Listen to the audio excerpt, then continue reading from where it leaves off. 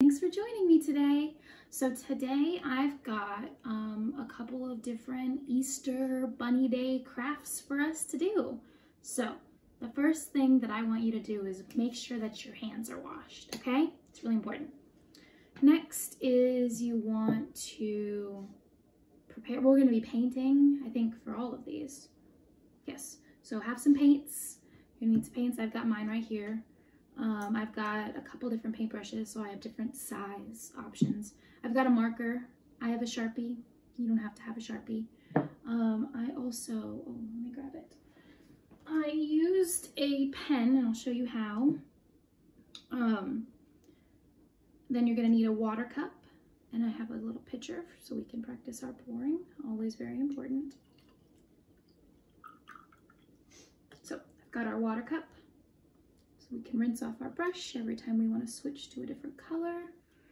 And then these other items depend on which one you want to do.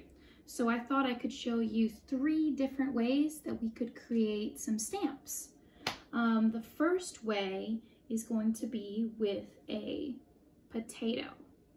Now, Mom and Dad might have to cut the potato, but I was looking and looking, and everything online said you had to use a knife and get in there to try to cut it, and I thought, kids aren't gonna wanna do that. So I figured out that if you get a pen, pencil can work, even like a toothpick maybe, just something nice and sharp, you can get in there and make the design that you want.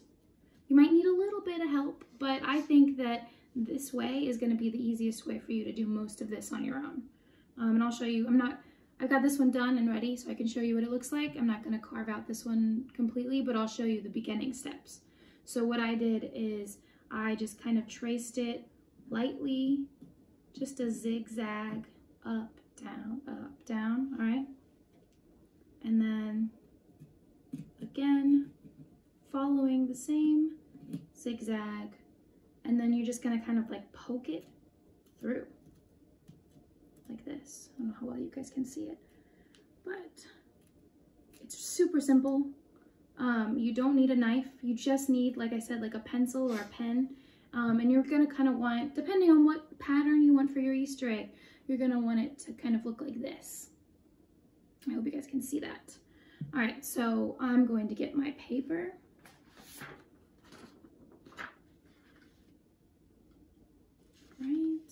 And I should have mentioned this first, but I have my table covered. I have a towel here, but if you have newspaper or other kinds of paper, some way to protect your table, just in case. It's not the end of the world if some paint gets on it. You can always get a cloth and wipe it up, but you know, just to be safe, got my area nice and protected. You could even, if you have some extra placemats, do like what we do at school and have an underlay, but I don't have placemats. So I'm going to get my paintbrush, pick my first color. It's pink. And I'm going to paint the top part of my potato egg. Just nice small strokes like that. Every time we switch a color, we're going to dip the paintbrush in the water and dry it off. All right, that way it's nice and clean and we're not going to mix up our paints. So my next color is going to be purple. And I'm just going to paint the middle of the egg purple. Just a nice coat like that, you guys can see.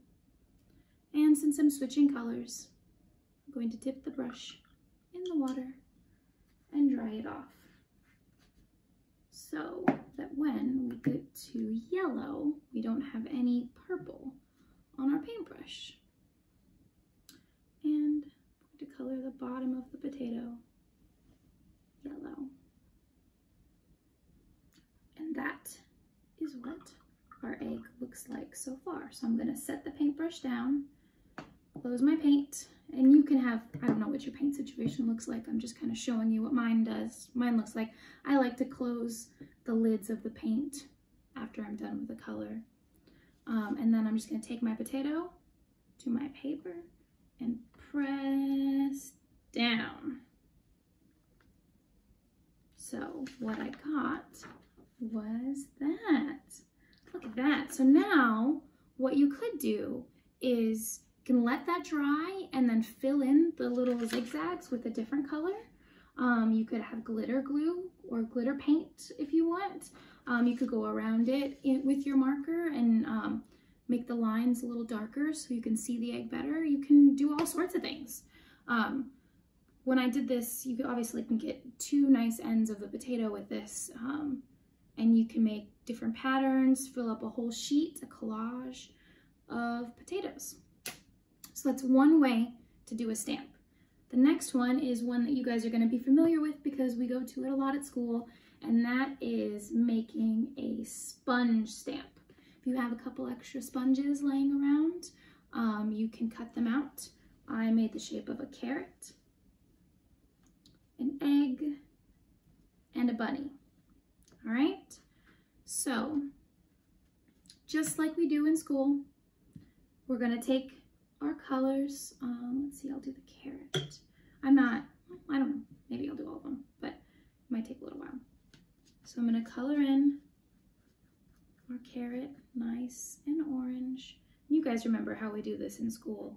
We're just so careful to get the paint on the sponge so that's gonna transfer our color.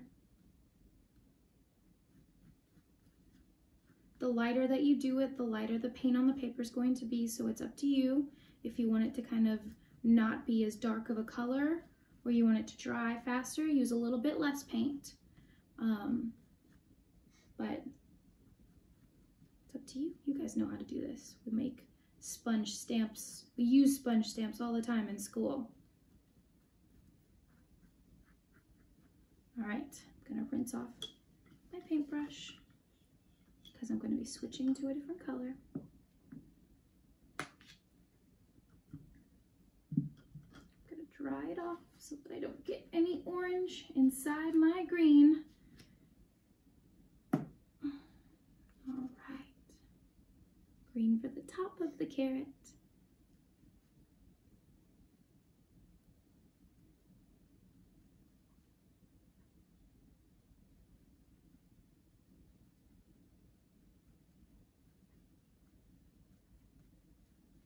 All right, paintbrush is in the water, paint is off to the side. See how I colored the whole sponge, my whole area, and I'm going to press down. Right, sometimes I just like to make sure that all the little parts of it have been pressed down enough, and then we're just gonna gently take it up, and there we go. Look at that carrot. Not too bad. And then you can just paint this over again if you want to do multiple carrots. If you want to change the color of the carrots, I would recommend taking it to a sink and getting it all nice and squeezed out. And then I'll just show you the bunny real quick. Let's see what color we're gonna make our bunny today. Paper is white, so I think we should not make our bunny white. Then we won't be able to see our bunny. So I'm gonna make the bunny pink. Once I get all the extra paint off the paintbrush. And just like the carrot, we're just gonna paint the whole sponge. What you could do, totally possible, I mean, it's the options are endless, guys. Here, you could paint the ears a different color. You can paint the little circle head a different color. It doesn't have to all be one color. You can do whatever you want. This is your stamp. You can make this look however you want. I think that's pretty cool. Mine's just gonna be pink. And then when it dries, when the paint on your paper dries, you can draw a little face, but I would wait until the paint dries on your paper so it doesn't get all smeared. But it's up to you. If you even want a face, I think it doesn't need a face. It depends. You be as creative as you want to be with these crafts, okay guys? So I have the whole sponge painted pink, and I'm just gonna press down to the paper again, making sure that I've got all the edges. And we're gonna take the sponge off. And I love using sponges as stamps because the texture that it creates is just so cool. Look at that. I love how that looks. All right, and then, okay, so that's the sponge stamp. So we learned how to do a potato stamp, and we did a sponge stamp, and now we're gonna move on to the third kind of stamp. And I made this using a paper towel roll. I cut it into 3s, and then I glued them on. Any kind of glue will work. I used hot glue because I was kind of in a rush, but if you're not in a rush, you can use any kind of glue that you have. Just making sure that the ears, you kind of squish them in so they look extra bunny-ish. And this one, I'm gonna make the bunny white, so I don't want my paper to be white. So I'm gonna set our other paper aside, and I'm gonna get a black piece of paper, but you could really use, I had couple different colors. Anything that the white is gonna show up on, you know, because it's not gonna show up on a white piece of paper. So I'm gonna wash off my paintbrush completely. And you don't have to do your bunny white. If all you have is white paper, make your bunny whatever color you wanna make your bunny. I mean, look at Oreo. He's not all white, right? Your bunny can be whatever color you want your bunny to be. But I just thought I would show you how it's done using white. And I mean, you have the colors that you have, you know? So just use what you have, be creative. I think that Easter, Bunny Day, whatever, is all about color and creativity with these crafts, all right? It's an excellent, excellent holiday for expressing yourself, for sure. All right, so what I'm doing, as you can't quite see, is I'm just painting the edges of the paper towel roll, because that's what we're gonna be pressing down onto our paper. It's our stamp, if you will. So we're going to just make sure that it's nice and coated with white, so it's gonna leave the impression that you want. Now, I'm gonna be honest with you before I put this on the paper. I have only had maybe one successful attempt with this. I think that means I just need to keep trying, but it's gonna be so cute if it works. All right, cross your fingers and hope with me, guys. I'm gonna push down just like the sponge, just trying to make sure that all the ends get pressed down. And then I like this because you can hold it, you know, like this, to lift up, and oh, I think that worked pretty well. What do you think? And you don't even have to really paint it again before you do it over, because we put enough paint that you should be able to make another one. Yeah, look, how cool is that? All right, guys, that's 3 different types of Easter Bunny Day stamps that you can make. And I want to show you one last thing. So that's, again, how that looks, and that's how our other stamps look. The other thing that I want to show you, I don't want to put these on top of each other because they're gonna transfer the paint. So I want to show you how to do a splatter paint. Oh no, it's not called splatter, it's called scrape. A scrape paint Easter egg. So I cut out a couple pieces, a couple shapes like this. You might have to ask Mom and Dad to help you cut. But just a nice egg size, and it can be as big or as small as you want. That is entirely up to you. But what I do, so truthfully, this is easier if you have like squeeze paint and you can just squeeze a couple drops. I don't have squeeze paint. You might not have squeeze paint. So let me show you what we can do. I use the bottom of the paintbrush, not the bristle side, but this side, all right? And I dip it down into the colors that I want. So I'm gonna do pink, right? Nice big dot like that. Nice big dot. And you're just gonna dot it around in different places of your egg And it doesn't matter how many dots you do. I think I've got about 6 or 7 pink dots, right? And just like the other side of the paintbrush, we're gonna dip this in the water and dry it off before we switch to our next color, because we don't wanna mix our paint. And I know I'm saying that a lot, but it's an important thing to remember every time, because we don't want our paints to mix. So I'm gonna move on to my next color, which is gonna be purple. All right, and I'm gonna do a dot there, just some dots. And like I said, like before, however many you feel is necessary, however many you want to have, you know, the more dots that you have, the more that color is going to be in your final product, right? So that's just something to think about. If you want like just a little bit of purple or something, just do a couple dots, 1 or 2. And then I'm going to do some yellow. And another cool thing that you can do with this, that I actually did for the first one that I made, is that I layered it. So I did 3 colors, actually just like what I'm doing here now for you guys. Pink and yellow, yeah, pink, yellow, and purple. And then I did the scrape painting, which I'm going to show you in a second. And then I let it dry, and it actually dried so fast because it's not very much paint because you're kind of scraping it. So it's just a nice thin layer. And then I came back and I added blue. I might add blue this time just to see what happens, if it looks okay. Or if layering it is a better idea. We'll find out together. Yeah, so just some nice dots. And it doesn't have to fill up your egg if you don't want it to.